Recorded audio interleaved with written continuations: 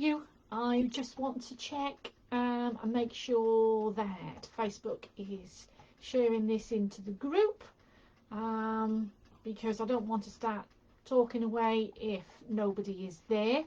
And then also it just gives a chance then for Facebook to tell everybody that I am going live, and to give you a chance to go on if you want to.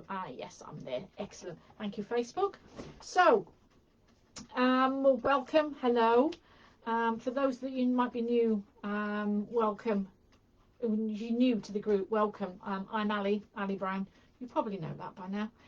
And also on Instagram, hello. I'm just here today. It's going to be part of, I'm hoping, my weekly musings, where I'm sharing my thoughts of the week, either around about a Tuesday or a Wednesday, where I'll share what's been going on, and like the theme of the week. And this week I want to chat about investing in yourself. Now, for me, over the last couple of weeks, probably this year, I've bought into quite a few programs, different short bits of training, all what I've seen from Facebook ads, whether it's about posting content and creating a strategy, and how to do this, and learning Instagram, and working on this and working out scoreboard, etc., etc. So I've been doing lots of different bits of learning for working on my business. But I want to know from you, do you invest in yourself? Do you invest in your business? Now, as a holistic therapist or beauty therapist, complementary therapist, whatever, we're always investing in our business in the ways of therapies. So we're adding to our skills, we're adding to our gifts, and we're adding either new therapies, or we're adding specific techniques or specific skills for our ideal clients, or what our clients are looking for. And I've been chatting to therapists, and also noticing in therapist groups, with therapists asking other businesses what's their most popular treatment.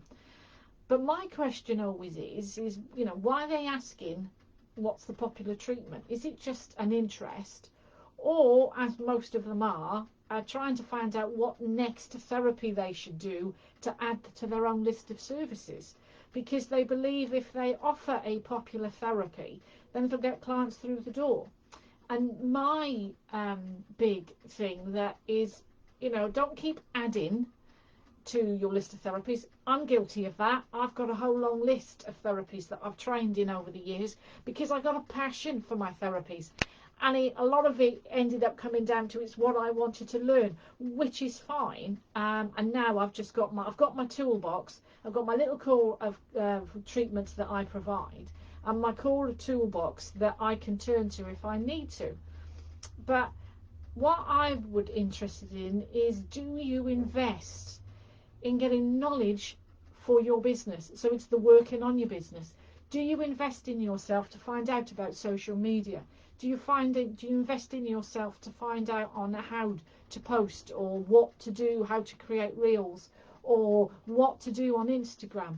Do you invest in yourself in working out your social media strategy? Do you invest in yourself into looking at your branding for your business? Do you invest in yourself in looking at how to work out so you could update your website? Do you invest in yourself in being able to write great copy, so for your newsletters, etc.? I'm often seeing questions and things being asked, but I'm interested to know whether you are willing to pay and invest in yourself in that way, or are you always looking for the freebie?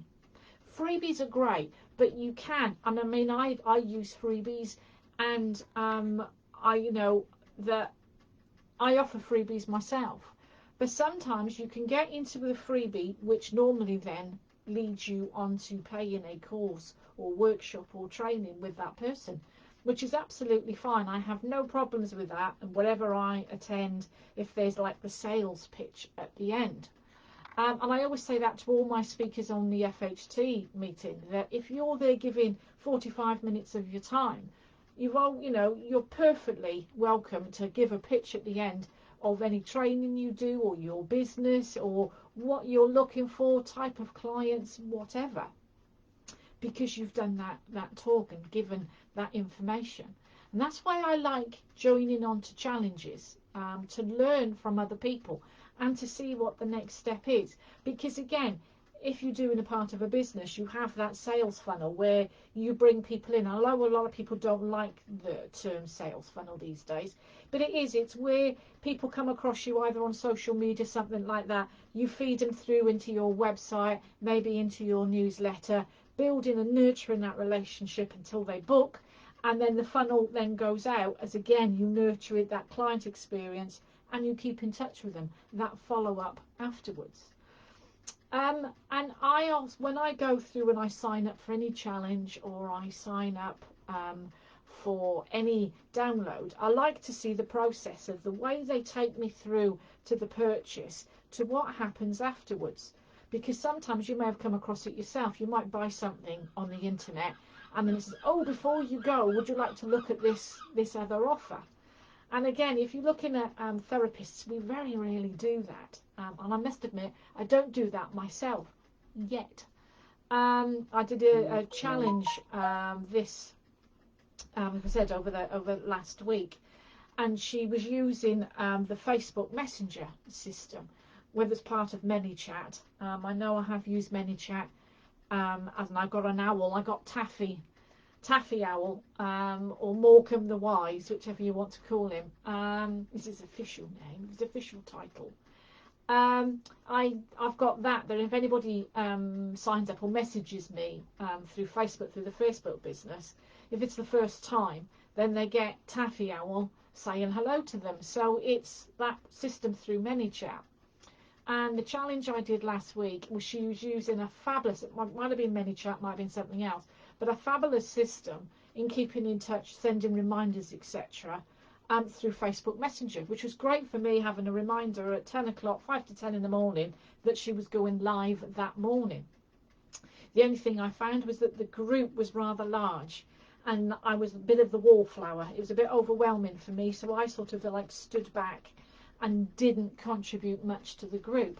I can be quiet, and I can be shy when it gets a bit too much overwhelming. But it's funny, since I've done these challenges and purchased their odd programs, of course more and more have appeared on my timeline, and now I'm in the process of learning all about a digital CEO, which is quite interesting, because you sit and you look at and you work out your steps and what your goals are for your business. And I'm very much into goals and into planning and looking at what I want to do.